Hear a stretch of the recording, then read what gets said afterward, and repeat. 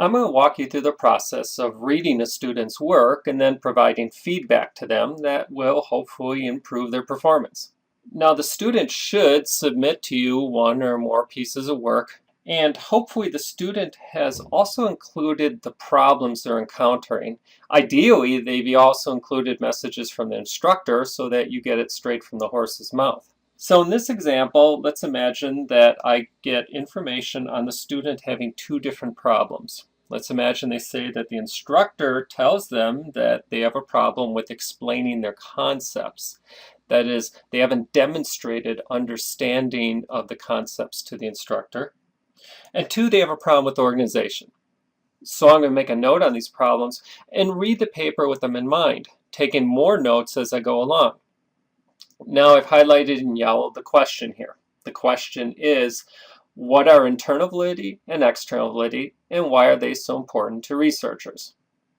So I'm going to start reading the paper, and the first thing I notice is that they've answered the first part of the entire question, the part that defines internal validity and external validity, with a single sentence that's simply a quote from the work. Then they immediately go on to start talking about why they're important. In other words, go on to the second part of the question. So I can now see what the instructor is saying. They've quite literally tried to answer the entire first half of the question in one sentence, and instead of putting it in their own words, they used a direct quote. So I've made a note of that, and I want to point that out in their feedback. Now I also see that they've used terms like independent variable, confounding variable, and because they never explain it in their own terms, they never explain these concepts and demonstrate to the instructor that they understand them. So I'm going to make a note of that as well. So I'm starting to see where the student is not demonstrating their understanding. So I keep going through the work, and I won't bother reading the entire work out loud. But here I see another example where they talk about threats to internal validity, and they list non-equivalent control group, maturation effect, testing effects, mortality, and history effect, to name a few. And then they continue on. In other words, they've used keywords that they found in the text, but they never explained them. They never put them in their own words. So here again, I can see what the instructor is saying, in that the student is not explaining the concepts to the point where the instructor understands or can judge the student has understood the concepts. Now I continue, and I see an interesting thing, that they start with external validity in this paragraph. And this shows me the organization issue as well. That is, the paper has four basic questions. What's internal validity? What's external validity? Why is internal important? Why is external important? But there are two general categories of questions. There's the descriptive part, explaining these two concepts. And then there's the part where they talk about why they're important. But what the student did is, the student handled the first half in one sentence, goes straight without changing the paragraph to the first part of the second half, and then starts a new paragraph when he gets to the second part of the second half. So that's an odd organization. It wasn't really divided in a natural spot. So now I'm seeing the organization issues as well. So let's imagine, hypothetically, that these are the only two things the instructors pointed out. And there may be a variety of other things as well. So I'm going to focus my feedback on those. I'm going to start up screencast.com, and I won't bother doing it in this tutorial since you have another tutorial on how to do that. And I'm going to start talking to the student. Mike, I have your paper submission in front of me, and I also have your notes from your instructor that say that you have issues with two areas. One is explaining your concepts such that you demonstrate understanding of those concepts to the instructor, and the other is in the organization of your work. So I'm going to go through this work, and I'm going to show you what I find concerning those two issues and give you some ideas about how you can address them. Now let's start with a question. It says, what are internal validity and external validity, and why are they so important to researchers? So you notice there are really four parts to this question. You first explain internal validity, then you explain external validity. And then you describe why internal validity is important, and then why external validity is important. So you've got 4 parts, but you notice they're in 2 general categories. There is the descriptive part, where you are describing what internal and external validity are. And then there's the part where you talk about why they're important. So there are 2 general categories of questions and 4 questions total. Let's keep that in mind because that's going to be relevant to how you organize the paper. Now, you start off right off the bat explaining what internal validity is and external validity. You say internal validity refers to the, and you put quote, extent to which the results of an experiment can be attributed to manipulation of the independent variable rather than some confounding variable. And external validity refers to the extent to which the result of an experiment can be generalized. Notice, after that sentence, you immediately say, these are both important in that each contributes. In other words, the second sentence is moving on to the second part of the question. You've answered the entire first part of the question in one single sentence. And you've done it with a direct quote. Now, this is what the instructor is referring to when he says that there's a problem with you explaining the concepts. For one, you've only put a direct quote down, a quote from Jackson. And the problem is that you simply cut and pasted, and anyone can cut and paste. Cutting and pasting doesn't demonstrate understanding. To demonstrate understanding, you need to put things in your own words. Now, this is a common problem that I see among students. They oftentimes use quotes because they don't want to be accused of plagiarism, and of course you don't want to plagiarize. At the same time, you don't want to use quotes as an alternative to demonstrate understanding of the concepts because you haven't demonstrated understanding if you haven't put them in your own words. For instance, you have concepts like independent variable here and confounding variable. Those are the kinds of concepts that you're going to need to explain and really put this whole part in your own words. So what you could do is start with the quote and then say, and by independent variable, we mean that. And by confounding variable, we mean this. In other words, you then go on and explain them in your own words, and that demonstrates understanding to your professor.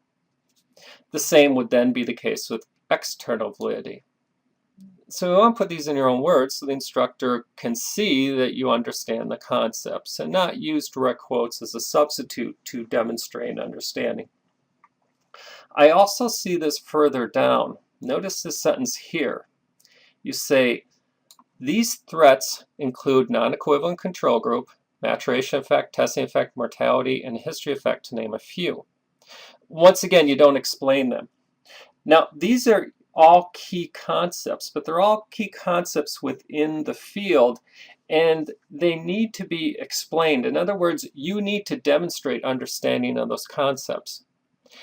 And here's a guide I like to use. I like to write my papers with the assumption that I'm writing to a reader who has a college level understanding of English, but not a technical understanding of my field.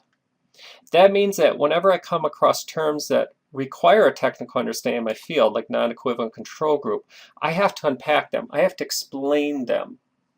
So once again, you can, at this point, start with a sentence that say there are a variety of threats, and here they are, and then start explaining them. For instance, non-equivalent control group is, maturation effect is, mortality effect is. And again, put these in your own words, and you've demonstrated to your instructor your understanding. The second thing you want to do is take a look at the organization of your work. Now, as I mentioned, the question here is in 2 parts. You have a descriptive part explaining what internal validity is and external validity is, and then a part where you say why they're important. And you've handled the entire first part in just one sentence. And then notice if you handle the first question in the second part, why is internal validity important, in the same paragraph, and then you start a new paragraph with the second question of the second part. Given that you have 2 paragraphs, the logical and natural distinction would be to divide them according to the general parts. In other words, you first describe internal validity and external validity in one paragraph, and then the second paragraph, you talk about why they're important. Another alternative would be to divide it according to concepts of internal and external. In other words, you could start with internal validity is, and then go on to why it's important. And then the next paragraph say external validity is, and then say why that's important. Both of those would be logical divisions, but the way you did it was somewhat arbitrary division. You kind of inserted the knife at a more or less arbitrary place, and that's the organization issue that your instructor brings up. So the way you might want to organize a paper is first start with your sentence, internal validity refers to, and you can use a direct quote to kick it off. Then explain in your own words these terms. This means that internal validity is, and then whenever you see these concepts that refer to internal technical understanding of your field, independent variable, you explain them. You explain independent, explain confounding variable. You also can explain generalization. And do that for the rest of the paragraph. That would give you a nice first paragraph. Then your second paragraph, you might start with both internal and external validity are important to researchers. Internal validity is important because that's much of the content you put here. For instance, internal validity is important because without it. And then these concepts as well, you would bring up threats to internal validity and unpack the terms that are technical to your field. By mortality, we mean. By history effect, we mean. Then within the second paragraph, you would go on to say external validity is important because the results of an experiment need to be generalizable. Notice you've already discussed what generalizability is, so your reader understands what that means. One final point then about organization I notice as well. The last two sentences of the second paragraph really don't follow from what came before and really are peripheral to the assignment itself. You talk about why external validity is important, and you talk about in terms of generalizability, which is of course good. It's the heart of the matter. Then you go on to the topic of ways to increase generalizability, and you say you can increase it through random sampling, and then give another sentence as to what random sampling is. This is really a whole new topic. Okay, this is something that really deserves its own assignment, and it wasn't part of the assignment itself. So I would leave it out. For one, it really doesn't fit into the paragraph because you've again changed topics, and two, it really doesn't fit into the assignment. I would focus on the assignment topic itself, because certainly you have plenty to talk about in terms of describing internal validity and external validity and describing why they're important. And once you start unpacking these terms you use, these technical terms, you'll find that you're using up quite a bit of space and you're doing everything you need to fulfill the assignment requirements as far as length. So that's what I see as far as explaining concepts and organization.